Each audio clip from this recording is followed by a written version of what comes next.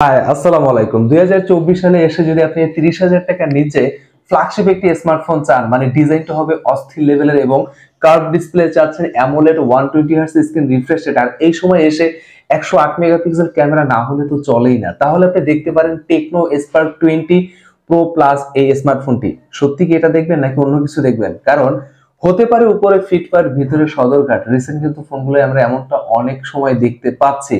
এবং পারফরমেন্স আসলে কতটুকু পারফেক্ট, 108 মেগাপিক্সেল কেমন ছিল, কার্ভ ডিসপ্লের আউটপুটটা কতটুকু ছিল, সেটা নিয়ে ডিটেলে আমরা আলোচনা করব। এটা কিনবেন নাকি অন্যদিকে চলে যাবেন, সেটাও আজকে আমরা আপনাদেরকে বলে দিব। সো এদিক সেদিক দৌড়াদৌড়ি না করে আমাদের সামনে বসুন, পুরো ভিডিও দেখেন, আসলে কাজে লাগবে।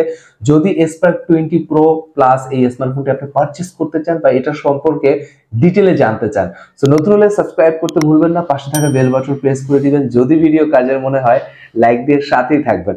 সো ভাই লোক, আমরা আনবক্স করে আপনাদের সময় নষ্ট করতে চাচ্ছি না, কারণ প্রিভিয়াস ফোনে টেকনো যা দিচ্ছে এই ফোনটার মধ্যে ইনবক্সে তাই দিচ্ছে, ডিফারেন্ট কিছু দিচ্ছে না যে আপনাদের স্পেশাল করে আসলে বলবো। সো আমরা ডিজাইনে চলে যাই। আসলে ডিজাইনটা জোশ লেভেলের ছিল। এই প্রাইস পয়েন্টের প্রাইস হচ্ছে 26,999 টাকা, মানে 27,000-28,000 টাকার একটি ফোনে যতটুকু ডিজাইন আমরা এক্সপেক্ট করি ঠিক ততটুকু ডিজাইন দিয়েছে টেকনো স্পার্ক 20 প্রো প্লাস এই স্মার্টফোনটি। ব্যাক প্যানেলে আমরা প্লাস্টিক পাচ্ছি, নরমালি যে স্ক্র্যাচ প্রোটেক্ট, স্ক্র্যাচ রেসিস্ট্যান্ট, এবং ফোনটা খুবই হ্যান্ডি ছিল। এটার থিকনেস হচ্ছে মাত্র 7.6 mm এবং ওয়েটও আমার কাছে মনে হচ্ছে 200 গ্রামের নিচে হবে, 185 অথবা 190 এরকম হবে। তার মানে আপনার লং টাইম যদি হাতে গ্রিপ করতে চান, ইজিলি আপনি গ্রিপ করতে পারবেন এবং ফোনটি যখন ক্যারি করবেন আপনাকে ফ্ল্যাগশিপ একটি ফিল দিবে, প্রিমিয়াম একটি ফিল দিবে। সো এক কথায় ডিজাইন নিয়ে আসলে আমাদের এখানে কমপ্লেইন নেই, এবং এই ফোনটির মধ্যে কিন্তু IP53 পাচ্ছেন, তার মানে ওয়াটার রেসিস্ট্যান্ট, ডাস্ট রেসিস্ট্যান্ট। চাইলে হয়তো বা তারা এখানে IP54ও দিতে পারতো। Alright, very good. আমরা যদি একটু সামনে চলে যাই, মানে ডিসপ্লেতে চলে যাই, এইখানটা আসলে মানে ওয়াও লেভেলের কাজ করেছে টেকনো, এটা আসলে মানতেই হবে। সো এখানে আমরা ডিসপ্লের দিকে যদি তাকাই, বেশ বড় সড়ো ডিসপ্লে দেখতে পাচ্ছি, 6.78 ইঞ্চ FHD প্লাস পাঁচল ডিসপ্লে, এবং অ্যামোলেড পাচ্ছি যার ব্রাইটনেস ছিল 1000 নিটস ব্রাইটনেস। তার মানে সানলাইটে যদি কাজ করতে চান ব্রাইটনেস নিয়ে স্ট্রাগল করতে হবে না।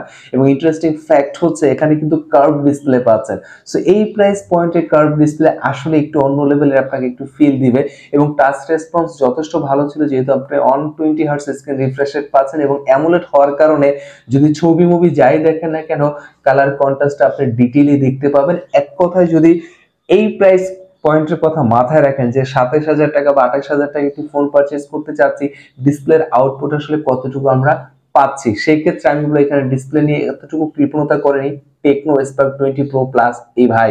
এবং পাঁচলের দিকে যদি তাকান, পাঁচলটা যথেষ্ট ছোট রাখার চেষ্টা করেছে, এবং সানলাইটে যেমনটা বললাম ব্রাইটনেসও আপনি যথেষ্ট ভালো পাচ্ছেন। এবং আমরা ব্যাটারি দিকে যদি তাকাই, ব্যাটারি আসলে কত এমএস ব্যাটারি সেটা আসলে না বললে আপনারা বুঝতে পারবেন, কারণ এখানে 5000 এমএস ব্যাটারি, আর এটি একটি জাতীয় segment. So 5000 MS battery output কেমন থাকে, যেহেতু অ্যামোলেড ডিসপ্লে এবং 120 হার্টজ স্ক্রিন রিফ্রেশ রেট সবকিছু অন রেখে যদি আপনি ফোনটা অপারেট করতে চান, তাহলে আপনার চার্জ নিয়ে একটু স্ট্রাগল করতে হবে। তারপর আমি বলবো আপনি যদি অ্যাভারেজ ইউজার হন, একদিন অনায়াসে চলে যাবে। উড়াধুরা লেভেলের ইউজার হলে দিনের শেষে ব্যাগে চার্জ দেওয়ার প্রয়োজন হবে।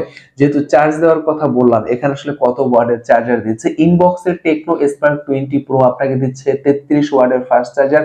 এইখানটায় আমরা খুশি হতে পারিনি, কারণ 20,000 টাকার উপরে গেলে ইজিলি আমরা দেখতে পাই 45 ওয়াটের চার্জার, মানে অফিসিয়াল ফোনের মধ্যে আমরা পাই হরহামেশাই। সো এটার দাম হচ্ছে 27,000 টাকা। তার মানে নিঃসন্দেহে এখানে অ্যাটলিস্ট 45 ওয়াটের চার্জার দেওয়া উচিত ছিল, তাহলে জিনিসটা আরো বেশি ভালো হয়ে যেত এবং পারফেক্ট একটি ডিল হতে পারতো।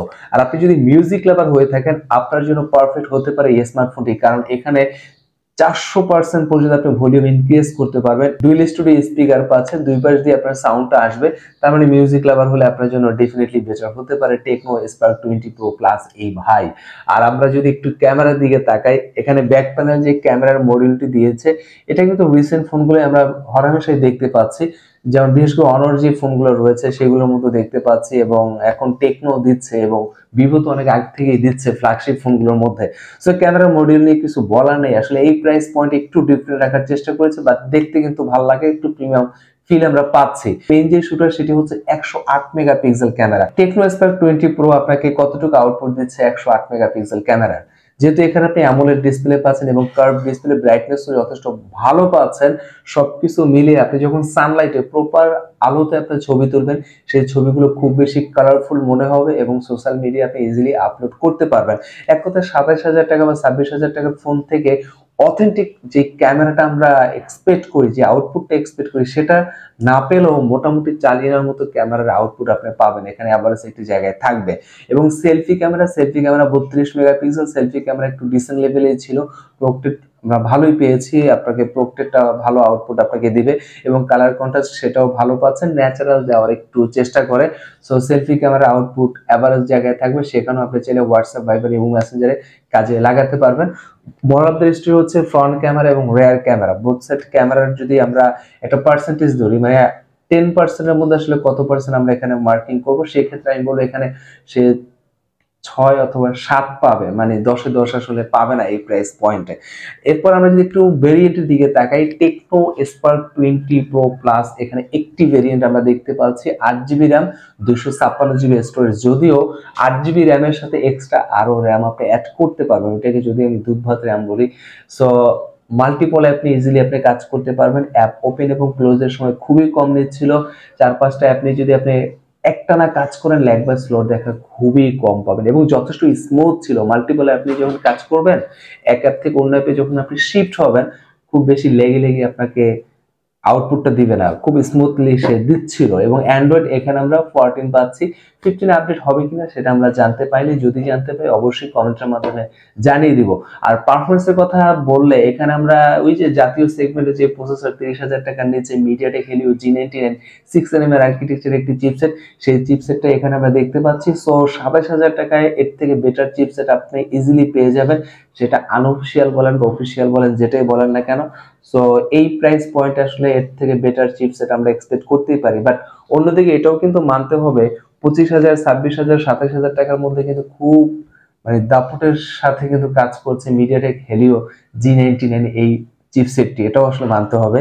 সো চিপসেট এবং র্যাম রোম মানে টোটাল পারফরমেন্সের কথা বললে আমি বলবো এভারেজ একটি জায়গায় থাকবে, খুব আহামরি যে ব্যাপারটা এমন না। সো টুকটাক সময় কাটানোর মতো গেম যদি খেলতে চান আপনি ইজিলি খেলতে পারেন। সো ভিডিওর শেষে আসলে এখন কথা হচ্ছে ভালো দিক মন্দ দিকে যদি আমরা সাইড বাই সাইড করি, তাহলে ভালোর পাল্লা বেশি হয় নাকি মন্দর পাল্লা বেশি হয়? অলরাইট, এখানে যদি প্রথমে তিতা দিক বলি, প্রথমে আমি বলবো এখানে আসলে ক্যামেরা নিয়ে কাজ করতে পারতো। আসলে আমরা ওই 108 মেগাপিক্সেল কোয়ান্টিটিটা বেশি চাচ্ছি না, কোয়ালিটিটা আমরা চাচ্ছি। সো ক্যামেরা নিয়ে এখানে কাজ করতে পারতো। এরপর আমি বলবো এখানে চার্জার নিয়েও কাজ করতে পারতো। 28,000 27,000 টাকায় 33 ওয়াটের চার্জারটা আসলে মানা যায় না, এটা আসলেই মানা যায় না। আর হচ্ছে চিপসেট নিয়ে কাজ করতে পারতো, 27,000 টাকা এর থেকে বেটার চিপসেট তারা চাইলে ইজিলি দিতে পারতো। আর ভালো দিকের কথা যদি বলতে হয়, এটার ডিজাইন চমৎকার ছিল এবং ডিসপ্লের আউটপুট সেটাও চমৎকার ছিল। এরপর মডার দৃষ্টি হচ্ছে বিল কোয়ালিটি আমার কাছে খুবই ভালো লেগেছে, খুবই শক্তপোক্ত একটি স্মার্টফোন এবং ব্যাটারি পারফরমেন্স এভারেজ একটি জায়গায় থাকবে। সবকিছু মিলিয়ে আসলে সত্যি কথা বলতে 27,000 টাকা আপনি যদি খুবই স্টাইলিশ একটা ফোন চান এবং সোশ্যাল মিডিয়ায় কাজ করবেন, ছবি টবি দেখবেন, মুভি টবি দেখবেন, এই জন্য যদি একটা ফোন হয় তাহলে নিঃসন্দেহে আপনি দেখতে পারেন টেকনো স্পার্ক 20 প্রো এই স্মার্টফোনটি। আর যদি আপনি পারফরমেন্স বেস একটি ফোন চান তাহলে এই ফোনটি আপনি চাইলে স্কিপ করতে পারেন। Alright, very good. আবার কোনো একদিন দেখা হবে নতুন করে নতুন স্মার্টফোনে। সেই পর্যন্ত ভালো থাকবেন, সুস্থ থাকবেন, নিজ পরিবারের সাথেই থাকবেন। আসসালামু আলাইকুম।